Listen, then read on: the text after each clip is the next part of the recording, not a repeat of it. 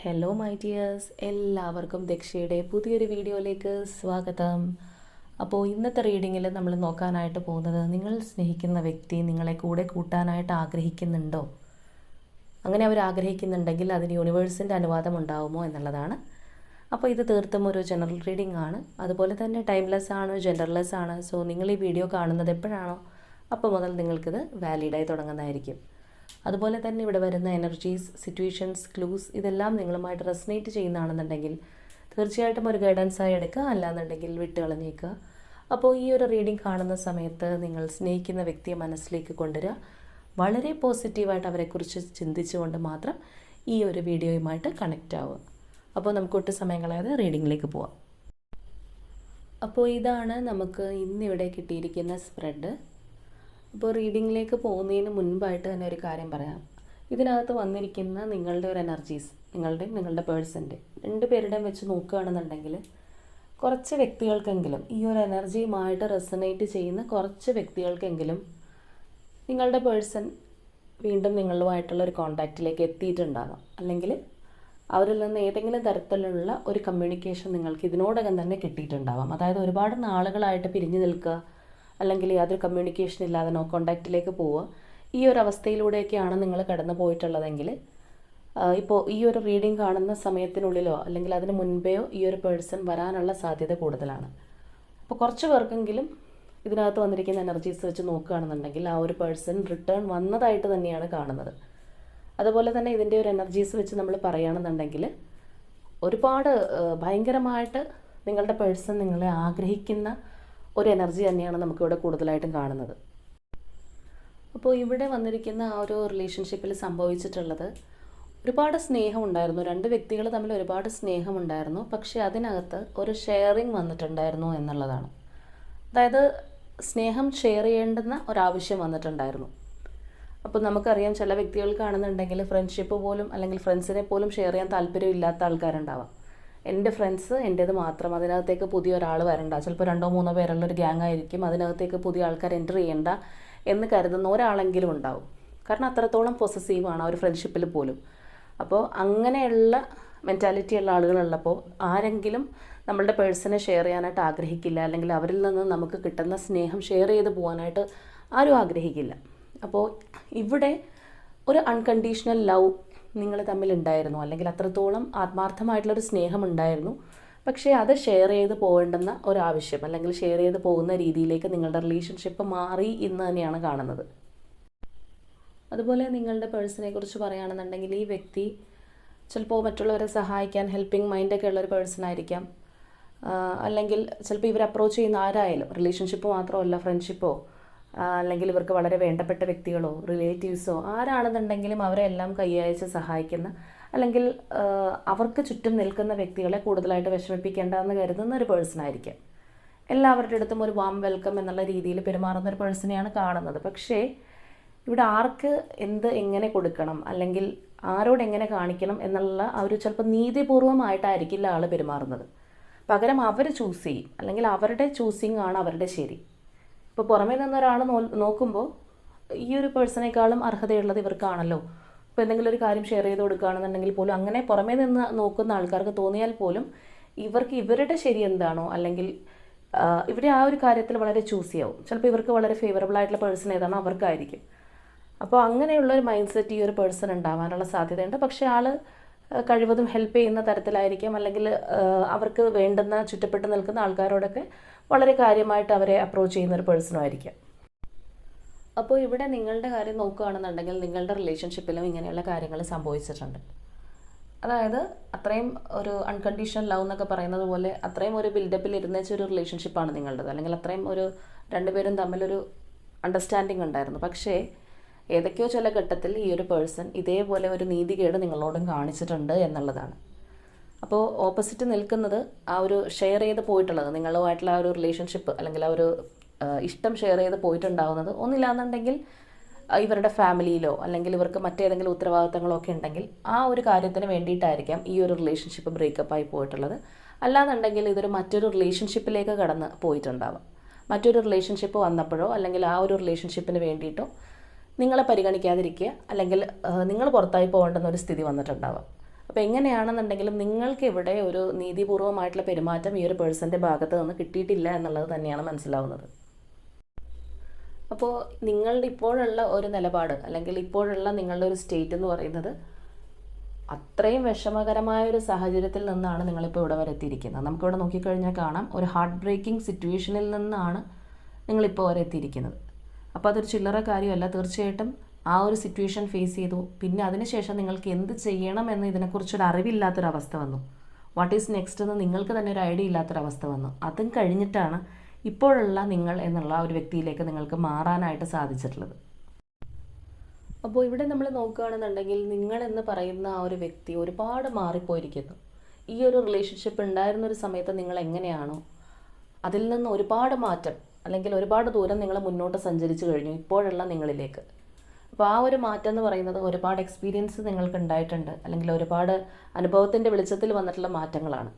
അപ്പോൾ ഇപ്പോൾ നിങ്ങളെ സംബന്ധിച്ച് പറയുകയാണെന്നുണ്ടെങ്കിൽ നിങ്ങളൊരു മെച്ചുവേർഡ് എനർജി ആയിട്ട് മാറിയിരിക്കുന്നു എന്നുള്ളതാണ്. നിങ്ങൾക്ക് എന്തൊക്കെ ഇഷ്ടവും സ്നേഹവും ഇമോഷൻസ്, എന്ത് ഇമോഷൻസ് ആണെന്നുണ്ടെങ്കിലും അത് നല്ല രീതിയിൽ ഹാൻഡിൽ ചെയ്യാനായിട്ട് നിങ്ങൾ പഠിച്ചു കഴിഞ്ഞു. ചിലപ്പോൾ നേരത്തെ നമ്മൾ നോക്കുകയാണെന്നുണ്ടെങ്കിൽ പാസ്റ്റിൽ ചിലപ്പോൾ നിങ്ങൾ സ്നേഹത്തിന് വേണ്ടിയിട്ട് കെഞ്ചി പോയിട്ടുണ്ടാവാം, അല്ലെങ്കിൽ അത്രയ്ക്ക് ഒരാളെ സ്നേഹിച്ചതിൻ്റെ പേരിൽ തലതല്ലി കരഞ്ഞിട്ടുണ്ടാവാം. പക്ഷേ ഇപ്പോഴുള്ള നിങ്ങളെന്ന് പറയുന്നത് ഇതൊന്നുമല്ല.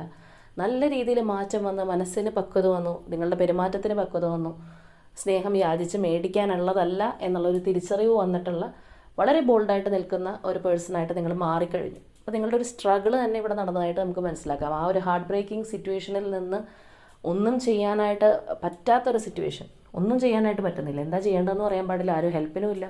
അങ്ങനെ കൈകാലിട്ടടിച്ച് അവിടെ നിന്നാണ് ഇപ്പോഴുള്ള ഒരു നിങ്ങളിലേക്ക് നിങ്ങൾ മാറിയിരിക്കുന്നത്. അപ്പോൾ ഒരു ജേണി എന്ന് വേണമെങ്കിൽ നിങ്ങളുടെ ഈ ഒരു ഇത്രയും ഇൻസിഡൻസ് വെച്ച് നോക്കുകയാണെന്നുണ്ടെങ്കിൽ പറയാം.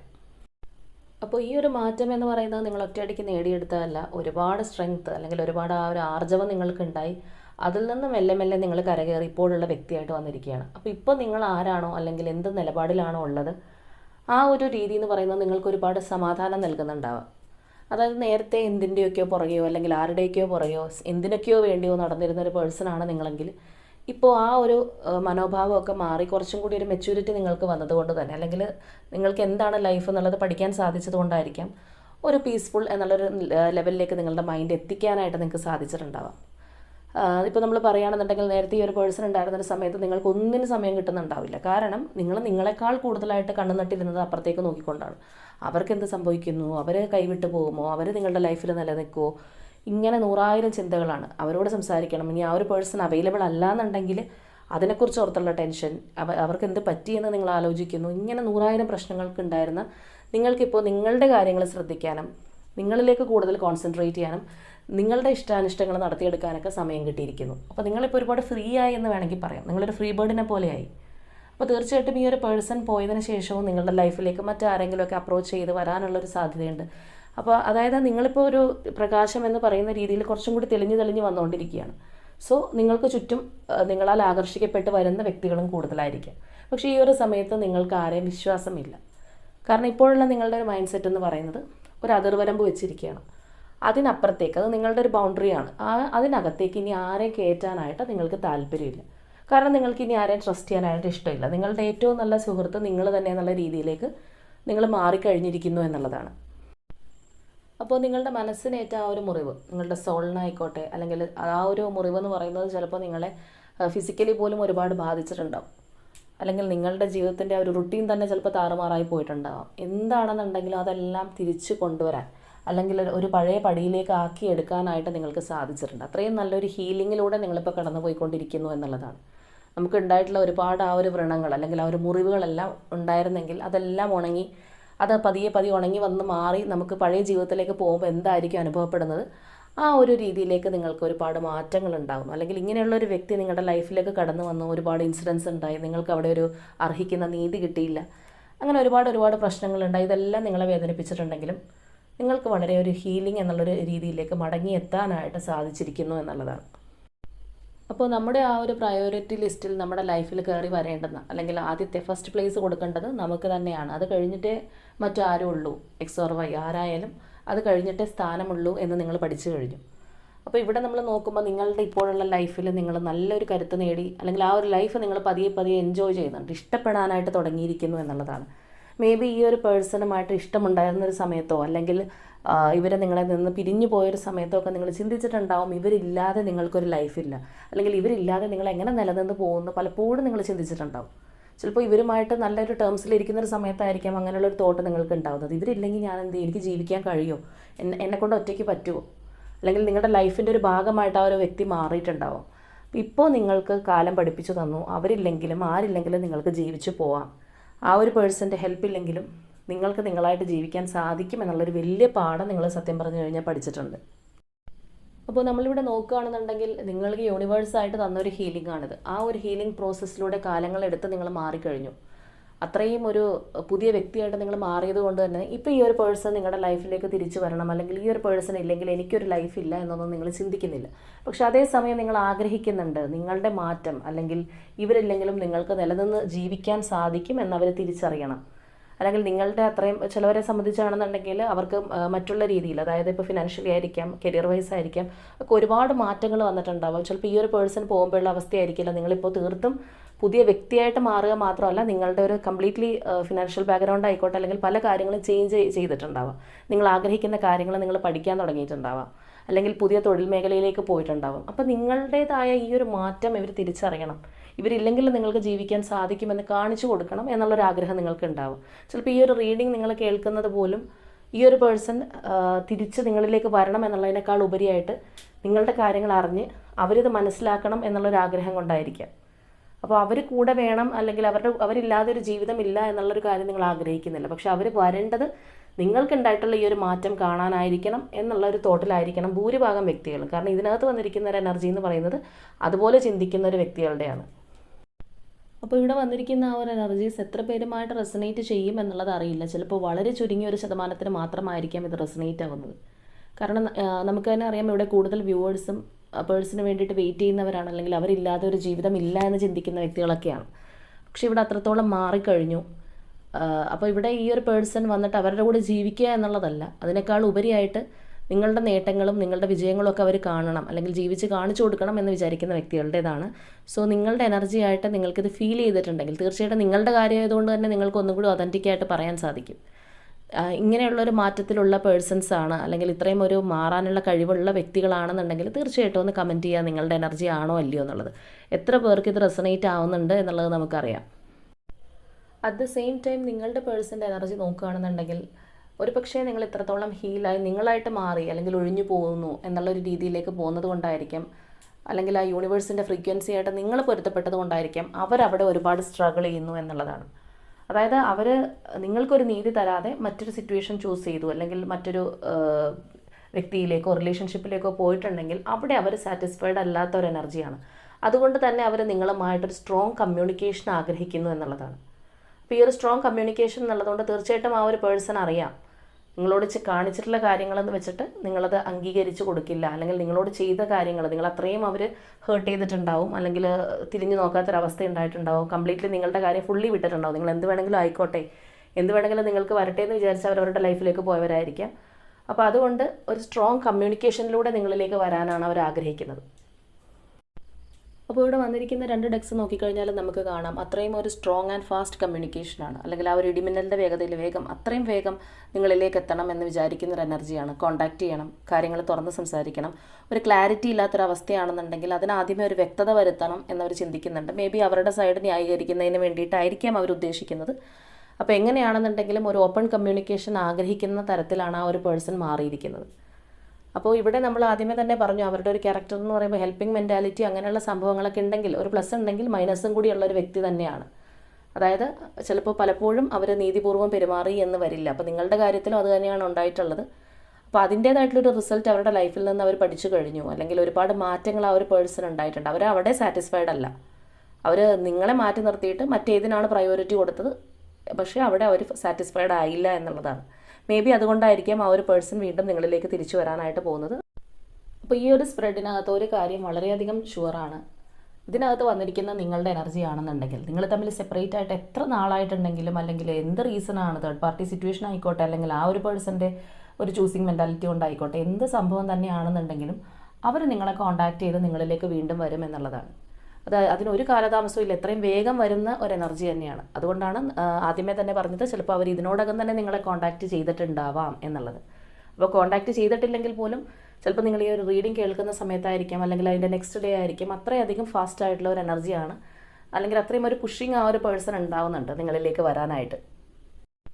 അപ്പോൾ നിങ്ങളുടെ റിലേഷൻഷിപ്പിൽ ഒരു സെപ്പറേഷൻ വരുന്നതിന് മുൻപ് നിങ്ങളുടെ ബന്ധം എങ്ങനെയാണോ പോയിരുന്നത്, അത്രയും ഒരു അൺകണ്ടീഷണൽ ലവ് ആയിട്ടാണ് പോയിരുന്നതെങ്കിൽ അതുപോലെ തന്നെ വീണ്ടും റീസ്റ്റാർട്ട് ചെയ്യണം, അല്ലെങ്കിൽ ഇനി അവരുടെ ലൈഫ് നിങ്ങളോടൊപ്പം ഷെയർ ചെയ്യണം എന്ന് ചിന്തിക്കുന്ന ഒരു മെൻറ്റാലിറ്റിയിലൂടെയാണ് ആ ഒരു പേഴ്സൺ വരാനായിട്ട് പോകുന്നത്.